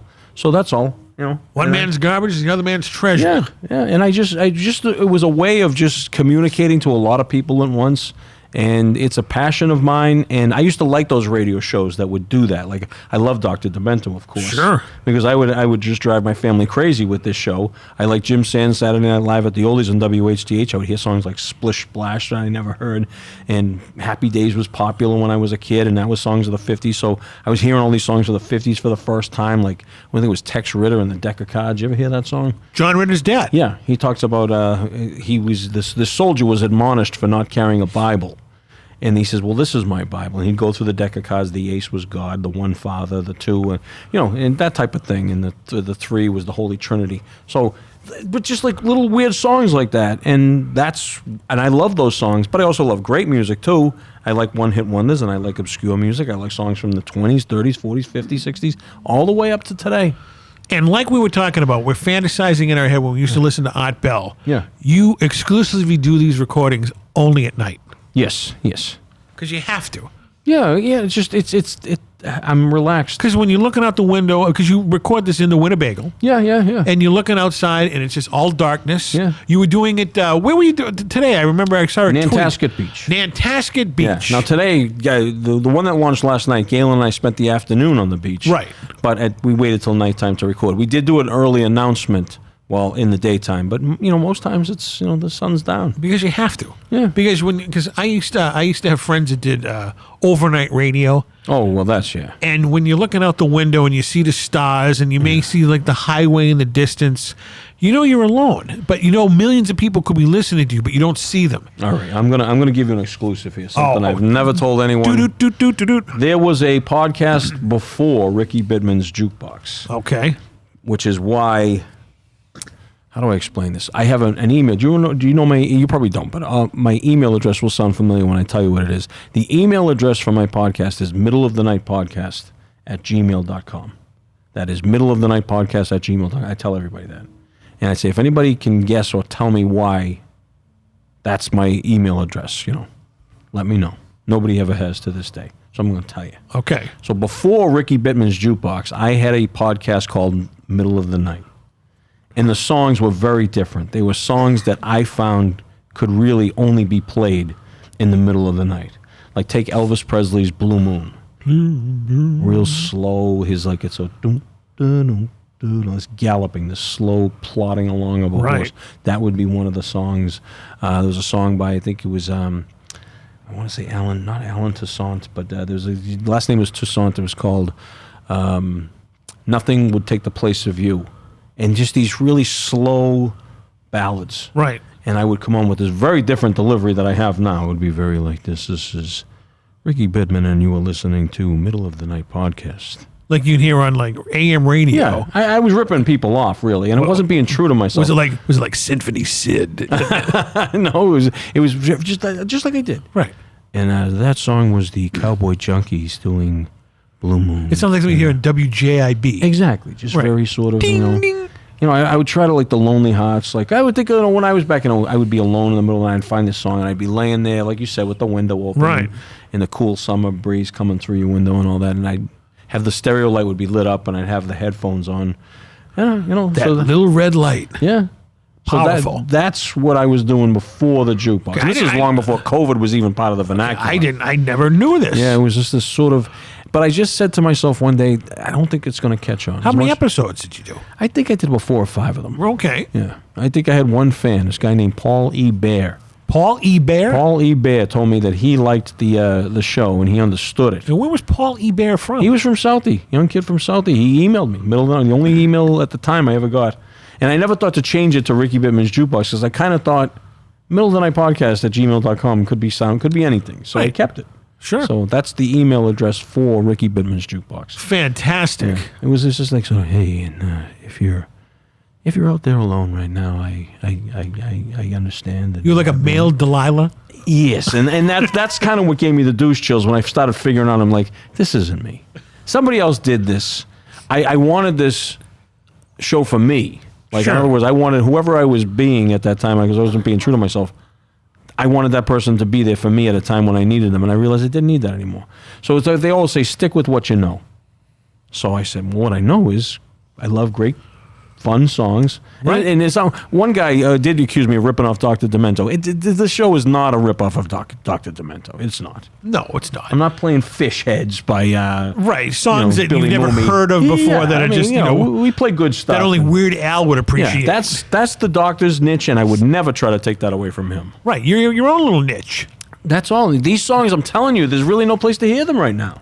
I learned a lot from Ricky Bittman's Jukebox and whatnot, but I have to say that my favorite part are the wraparounds in between the songs. Yeah, some people say, I like it when you talk. Some people say, less talk. So, you can't please everyone. Now, how did you hook up with Galen, your executive producer? Well, he had his card on the bulletin board in here. Oh, that's right. I hired him right from here. That is correct. Yeah. Like, there's so many people who used to be on that bulletin board. Oh, no, I get it. Yeah, he thinks of himself, as much as he works for Restani Productions, Right. He thinks of himself as my employee. Sure, because you're a separate entity. I mean, you're under the umbrella of Restani Productions. Well, I mean, I wouldn't have the winning bagel if it wasn't for you and Abby, so I mean... Well, that's more Abby. I mean, not that I don't love you or anything. No, I get it. But Abby, she's a thinker.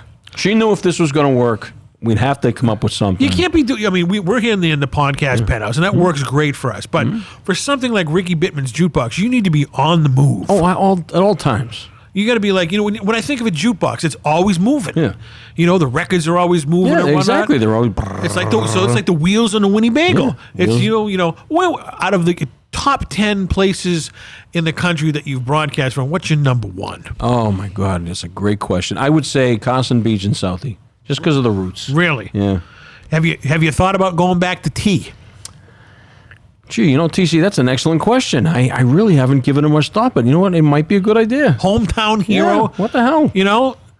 Jeez, I mean, hey, listen, if anyone out there is listening from T, middle of the night podcast at gmail.com, let me hear from you. Isn't it funny that you come from a place called T, and you're going to read this because you have a better voice than I do. Oh. Our sponsor is coffee. I have a great voice, my goodness. Ladies and gentlemen, everyday drinkers to coffee enthusiasts, there's a brew for everyone. The Moon and the Sea Coffee Company. The right coffee from daylight to twilight, shore to shore. Visit them online at moonandtheseacoffee.com. I'm sorry, that is themoonandtheseacoffee.com. A proud sponsor of Restani Productions. A little too much caffeine in that one. A little bit, huh? But you got tea on your mind, so it's Well, plus, you got flowers in the studio today, and they're really getting my allergies. Now, the reason we have flowers in the studio today is that Abby was doing something with like cheerleaders or something. Ooh. I mean, and they were doing, I don't know if they're doing, obviously it's not prom because it's not prom season when we're recording this, but I mean, with corsages, I don't know. It was something to do with cheerleading catalogs. Ooh. And they had flowers. And mind you, some of these girls were... I think it's a requirement. You have to be a Stone Cold Fox to be a cheerleader. Right. You're not gonna. You're not gonna have Velvet. Bull's. No. Bull's friend there. Won't be sucking any loose teeth out of those mouths. Oh my! But that's what the flowers were for, and it kind of smells like. But for me, flowers always remind me of a funeral. Yeah. I'm getting that because your memory is tied to your olfactory system or whatever they call it. Really? Yeah. I don't know what that means. Oh, but you never noticed that? Like a smell can bring you right back to total someplace. recall. Yeah, that's it can put you in the moment. Sure. My father was an alcoholic, and every time I go into a package store, there you go. hits me. It's 100% true. Hits me, 100%. 100% true. I took a psychology course one time, and that is true. The olfactory, I think it's pronounced, whatever that system is. It's tied into your memory. It's tied into the part of your brain that remembers. Every time I smell burnt popcorn, I think of Aunt Petunia. There you go. Because she would be falling asleep watching reruns, and she'd forget that she had popcorn on the stove or Jiffy Pop. Remember the Jiffy Pop? Love Jiffy Pop. I mean, I'm surprised she didn't burn down the apartment building. But every time I smell burnt popcorn, I think of that when I got stuck being babysit by her. The look of disgust on his face. Don't get me wrong. I love my Aunt Petunia. But the baggage that woman has caused me over my lifespan. I mean, I almost died of popcorn smoke inhalation. Let's just put it that way. I love popcorn. I do too. But burnt popcorn? No. Totally thanks to her. Yeah. She didn't smoke or anything like that, but she almost burnt down an apartment building with Jiffy Pop. If that's possible. When's the last time you had Jiffy Pop? The real Jiffy Pop, or like the The last time you might have had it. the retro one. I'm gonna probably say the last time I had Jiffy Pop would probably be 1982. Okay, so I've purchased it within the 2000 somewhere. They don't have the foil pan anymore. Wow, they don't. It's plastic, if you can believe it. It's some kind of like fireproof plastic. It's not even metal, and you do the same thing, but it's not the same. You know how many third-degree burns I used to get from that handle? Yeah. I mean, and that handle's very reminiscent of the Wheelo. Of the Wheelo. I was just going to say, it was just like that. There you go. But Jiffy Pop popcorn, because you just sat there and waited. Yeah. And the little tin foil layers that just popped open. It would spiral, and then there was one little hole at the top where the steam would come out. Did you ever burn your hand on that? Of course I did. My sisters were like, no, and by then it was too late. Your third-degree burns, you go into the emergency room, and the doctor's going, let me guess, Jiffy Pop. If I had a dime for every stupid kid that burnt their hand with Jiffy Pop. I can remember my 3 older sisters, particularly 2 of them, Paula and Ann, we would make Jiffy Pop when The Wizard of Oz was on. Around Easter time. Yeah, that would be the thing, because we knew it was coming on, and they'd start making the Jiffy Pop like at 7:30 because it was going to be on at 8, and you get all excited, and everyone then had their dish, and you'd sat on the floor, and as soon as the witch appeared, I was out of the room. Why was that?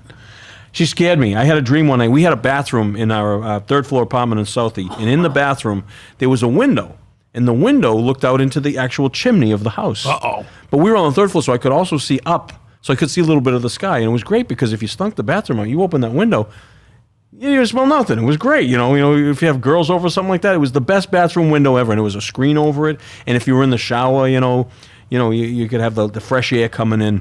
And I had a dream once that I was in the bathroom, and the Wicked Witch came through that window, and I can see her to this day with the bright green skin coming through that bathroom window. You know who she was a really good friend of? Who? Rip Taylor. She was a big lesbian, too. She was on Sigmund and the Sea Monsters. Yeah, that's right, yeah. So she was on the Paul Lynde Halloween special. Oh, well, there you go. Hello. What was her name?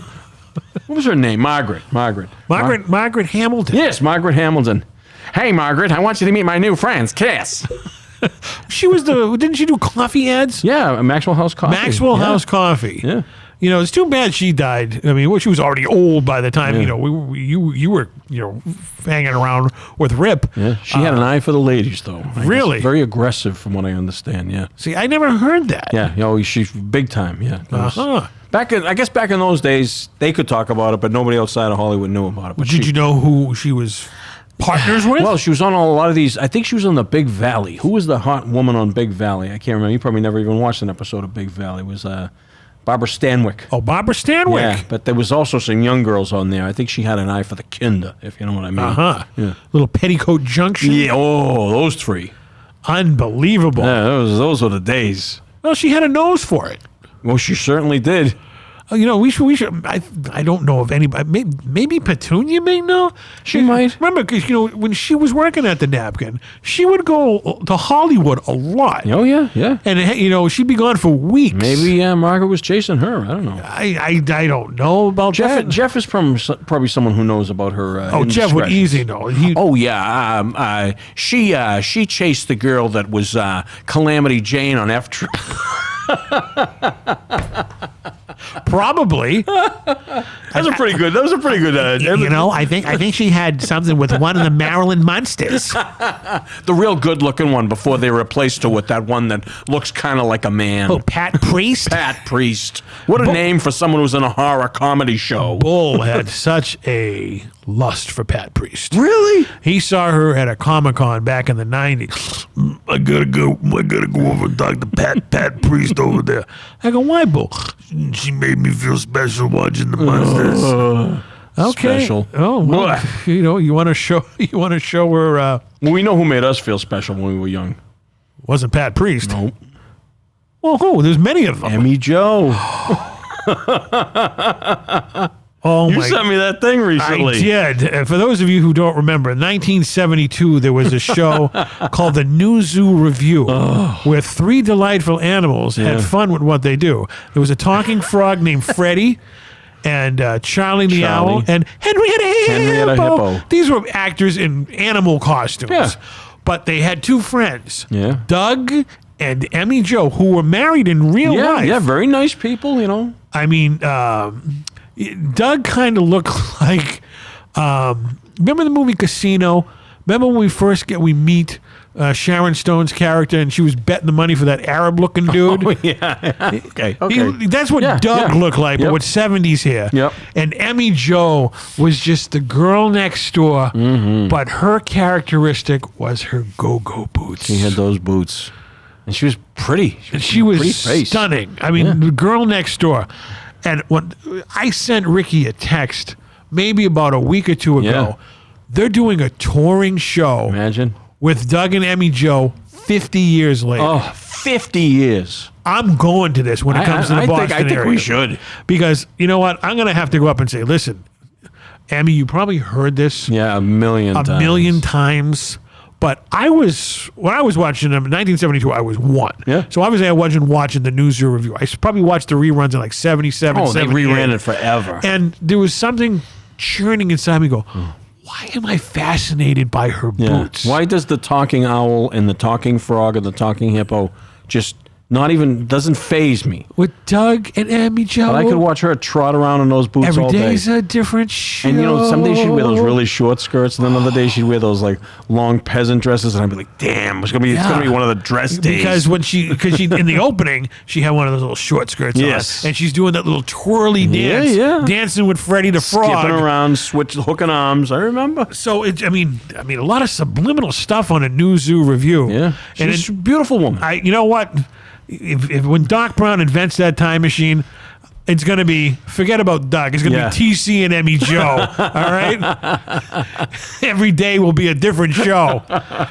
She's definitely on the time travel want list. Yeah. Emmy Jo. Jeff would be like, I think she might have put out her own fleshlight too. Dude, remember the time we went to Amazing Video and I said, look at the box cover. Doesn't that look like Emmy Jo? I could have sworn it was her. You know what? Doug's a lucky guy. Been with her forever. How did Doug score Emmy Jo? He's a great guy. He's hung like a Hebrew national. You think so? Maybe that's what it is. Well, you know what? It's conjecture. When it comes around here, we're going to go to the live Newzoo review. It's probably going to be in that one up in Lynn, the Lynn Auditorium. Oh, where Wayne Newton was? Yeah. If Emmy Jo is there, I'm there. Mm-hmm. She doesn't get as much play as she deserves. No, not at all. And everybody, go on your YouTube right now and type in the Newzoo review opening. Yeah. And we didn't watch it for the animals, trust me. No, we did not. We watched it for Emmy Jo. Yeah. And I hated the animals, as a matter of fact. I mean, that Henrietta Hippo, I wanted to shoot her. Oh, I hated Henrietta Hippo. Child of the Hour was okay, but Freddie the Frog was so annoying. Oh. I wish he drowned. I can remember my friend Mike said one time, he said, I'd like to put my fist right in that nostril of that hippo and just punch the person in there in the face. So if they come to town, you going to come with me to meet Emmy Jo? You know what? I would. I just would because I can't see it being filled with like a bunch of little kids. It's going to be all us guys from that time frame. People in their 50s and early 60s. I wanted to marry you. Hi, Emmy. I didn't know you guys were really married. These guys standing there with flowers. Now she got support hoses on with her boots and whatnot. I bet she held up though. You know what? But once we end this program, I'm going to go online to see. She's probably like into yoga and health food and everything like that. I mean, she's probably only in her 70s. Yeah. I mean, she's only in her 70s. Okay. Are you sure? Am I throwing Jacqueline Smith out of bed? No, I know what you're saying. Right. I know. It's a funny line. She only in her 70s. 70 is the new 50. Maybe she has a daughter. Who's nice 30-year-old right now. Ooh. Maybe Emmy Rossum's her daughter. You know what she could be? She's a fox. You know what? There was a commercial that they did on Showtime with her, and she was dressed as Dorothy from The Wizard of Oz. Really? Yes, and she's maybe on screen in that outfit 10 seconds if with that. the ponytails? Yeah, and the red shoes and the little ankle socks, and she's strutting around as Dorothy. I always had a thing for the Dorothy when I was a kid. I liked her. That plaid, that gingham, whatever the hell it is. Well, yeah. She was, well, yeah. I like that outfit. Because they used to put Marianne in those outfits on Gilligan's Island. Yeah. I started watching a movie last night with Don Wells in it, the Town That Hated Sundown, or The Town That Dreaded Sundown. Never heard of it. Yeah, it's about a mass murderer that took place right after World War II in Texarkana. Texarkana? Texarkana. Just like Smoking the Bandit? Yeah. The border of Texas and Arkansas, Texarkana. And it's a true story. And I guess the murders have never been There's solved. boys thirsty in Atlanta, and there's beer in Texarkana, and we'll bring it back no matter what it takes. We have the audience of one down here tonight, ladies and gentlemen. So before we wrap up this fantastic interview, we've had a lot of fun talking about it. This was fun. We got a lot of information out of it. I know the fans have been looking forward to finding out more about the superstars here at Restani Productions. And like I said, over the next course of the next few months, I'm going to be going into detail with individual members down here. And I figured I have to do the inaugural one with my mentor, Ricky Bittman. Well, I appreciate that. It's a very big honor. Because you are my mentor, because you showed me the ropes at the Damp Napkin. You're very kind. When I was 14 years old. And I learned a lot from you. I always think that Johnny Carson was your mentor, but he was my I'm one hero. of your good friends. You're one of my good okay. friends. But I didn't know him personally. You were up on that stage.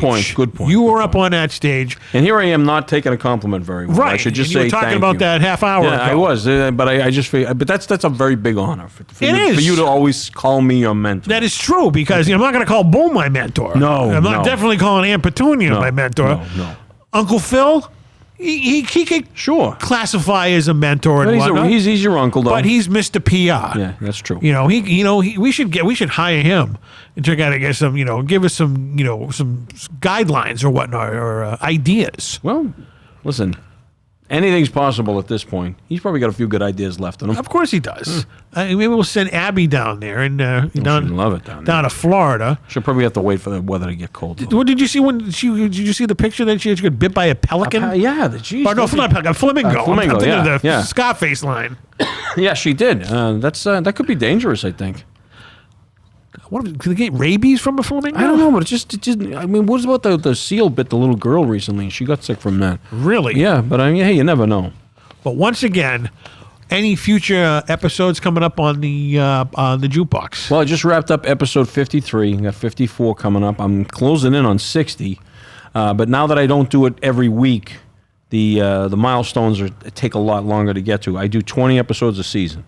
So I've got 7 episodes to go before we will wrap season 3 and maybe go on a little hiatus and maybe retool some things and rethink some things. But as long as there's I add to the jukebox daily, and that's an honest to God fact. I always find something to add to the jukebox. You do, and I spend as soon as I drop an episode, I start working on the next episode, putting the songs together. So the next episode, I probably got about 5 or 6 songs. So you got more ambition than I do.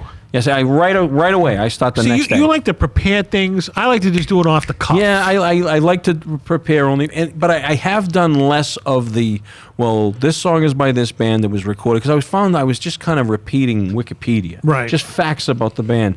Whereas, now I'm just like, the song is good. It did this on the charts, but here's why I like it, and here's why you might like it, and here's why I'm playing it. I find that's more than just, hey, this band was formed and these were the members and all that, because it's like it gets kind of repetitive. And who's going to really pay attention to that? And sometimes who really cares? Yeah. I mean, get to the song. Yeah, like I like Gilbert O'Sullivan, and I rather than tell you who Gilbert O'Sullivan was, he was an Irish singer, but he wasn't known to be an Irish singer. He didn't sing Irish songs. He sang "Alone Again" naturally. He's no Dennis O'Gorman. No, God, no. Dennis is in a class all by himself. But this guy was a pop singer. You ever hear "Alone Again" naturally? Sure. Yeah. I mean, that's a great song. It's very melancholy, but it affects me, and I like it. He also did a couple other songs. He did a song "Get Down," "Claire," and there was another song called I just played it the other night, and the name is escaping me. But at any rate, just one of the things I learned, because I'm a fan of the '80s, and one of my favorite movies is Some Kind of Wonderful. Yep. And when you played that song at the you played the song for the end of the Some Kind of Wonderful, I knew nothing about that song. Yeah, great song. I remember seeing that in the theater, that movie, And I liked it. I had a huge crush on what's her name, Stuart Matt. Was it Mary Stuart Masterson? Mary Stuart. I thought she was so cute in that movie. And I know you like Leah Thompson and everything, and she was gorgeous in it. Still is. You know, I just felt for that character because she was. And what was my main escape me? Right? What was the song at the end? Elvis Presley's "Can't Help Falling in Love." That's right. But played by an Irish band called Lick the Tins. And it was played in a very Celtic, correct, with the Eulalian pipes and the flutes and the tin whistles and the mandolins. Right. And it's a great song. Now, my friend Paul Helen, may he rest in peace, I gave him a copy of that song on CD. It blew his socks off. He brought it into WROL 950 AM in Boston. They started using it on the Irish Hit Parade, and they use it to this day. That's the song I brought. It's a legacy. Yeah. But it's great. But that's a great example of a song that most people wouldn't even know exists. And when people hear it, they go, what is that song? Right. I actually like that better than the Elvis version. Yeah, I mean, really, it's a great song. Seriously. And I remember one time a young lady was there. She heard me playing the Hurricane Smith song, "Oh Babe, What Would You Say?" which was the song I sang on Petunia's couch when she interviewed me on her variety show. I sang, "Oh Babe, What Can You..." She goes, "Oh my God, I love that song." So this was a girl in her 20s. Now listens to Hurricane Smith thanks to Ricky Bittman's Jukebox. Ricky Bittman's Jukebox exclusively on Spotify. And I got to ask you this before we wrap up. You're saying Up, Up, and Away. Origins. Well, I did steal it, but we only steal from the best. You borrowed. I did. I borrowed it. Now, the gentleman who I borrowed it from is Jesse. I cannot remember his last name, but the actor is Jesse. If you've seen him, if you've seen any movies, you've seen this guy, especially old movies. And it was from the movie The Blessed, the Beast, and the Children. Sure. Where they bring these wayward sort of miscast or misfits out to this camp out in the Midwest where they get to learn, like it's a dude ranch type of thing. And one of the kids is this Jewish teenager who's very fat. And his father is fat, but his father's a very famous comedian who's on TV a lot. So he's a kid of a famous guy. They bring him up to the camp and everything, and he's going, "Look, I'm gonna grease the counselors here, so they'll make sure that you get everything you want." But the whole time he's talking to the kid, he's berating him and telling him don't embarrass him. But then when the kids see him, they yell out his catchphrase, "Up, up and away, hey!" And he goes, "Up, up and away, hey! Up, up and away, hey! Up, up and..." So that's what it was. And as he's leaving, he's driving out in his Cadillac, chauffeur-driven Cadillac, and he's yelling out the window, "Up, up and away, hey!" And it's stuck. Yeah. I stole it from that. Well, you brought it back to life. Yeah, because I love that movie and I like that character, He looks like someone who would have worked at the damn napkin. Yeah. Oh, definitely. Jesse. I wish I could. God forgive me for not remembering his last name. Great character actor. Great comedic character actor. Now, correct me. Did he become like the Maytag repairman? Yes. One of them. He was one. He was before Gordon Jump. Before Gordon Jump, yeah. Pre-Gordon Jump. So if you remember that ads from the 1970s, the Maytag repairman, he was the Mr. Up, Up, and Away. He was also on Seinfeld. Oh, here's one quick Seinfeld reference that I don't know. You don't watch much Seinfeld, do you? Not a very big fan. Well, there was an episode I watched the other night, and it was when Jerry gives all his sneakers to the mom and pop cobbler down the street because he's afraid they're going to go out of business. And while Kramer's bringing the sneakers in there, he gets a nosebleed, and they tell him to lay down. And when he lays down, he looks at all the exposed wiring. This is like one of those Manhattan shoe cobblers that's been there for 58 years. Yep. And he tells them they're exposed wiring. They bring an electrician in. The electrician shuts them down. Jerry loses all his sneakers. The old lady, who was the mom of the mom and pop, was the Save the Tower lady in Back to the Future? Back to the Future. Save the Tower. And it was the same actress. We got to come up with a name for this. That's what I meant to tell you. Like when you discover somebody, like the obscure actor that's in a role that's, like what do we call that? Her name was Elsa Raven, by the way. Okay, it was Elsa Raven. Right. But that's kind of funny, like, when you see somebody like that. Like I was watching, I brought back Jeff's copy of Helter Skelter. In the opening scene, John Grease, who played Uncle Rico in Napoleon Dynamite. He also played Laszlo Holyfeld in Real Genius. Yes, Real Genius. But he's 19 years old in this. So I'm like, how did he get this role? The guy that directed that movie? Fred Grease, his father. Really? Yeah. And he's 19 years old, sitting there getting interrogated by the police under suspicion. So you want to come up with a name where what do you call that? Like when you discover someone like that, like a fishing or netting, just something to noodle with. That's what I'm trying to say. We should call it a Collins. After Jeff, because only he would pick out some of these people. Exactly. Okay, there we go. It's Collins. I was watching this movie and a Collins happened. I got Collins. We Collins John Grease. We Collins Elsa Raven. Yeah, there you go. So that'll be the new term. Right. And I love doing that. You know, when you find these like this little, like who was I was watching Roller Coaster. That movie recently from 1977. The band that appeared in there was the Sparks, a very big popular band from the 80s. Craig Wass, who was in, or was it Wasson, that was in Body Double by Brian De Palma, the blonde guy. He was in it. He has a bit part in it. And there's a bit part with Steve Guttenberg. He actually gets to speak. He's in it, completely uncredited. So I call in Guttenberg, the Sparks, and Craig Wasson from Body Double, all in Roller Coaster. Unbelievable. Ricky, this has been a fascinating journey down memory lane, and I hope the fans out there got to know the man a little bit more than when you hear us on the podcast or on Ricky Bittman's Jukebox. It was a pleasure. We've gone, we went from coast to coast and border to border and all points in between. And I want to thank you, my friend, my mentor, and good luck. Most successful podcast in history, in my opinion, is going to be Ricky Bittman's Jukebox. And up and away, hey. Up and away, hey. And you, sir, are a great interviewer. I'll take a compliment. There you go.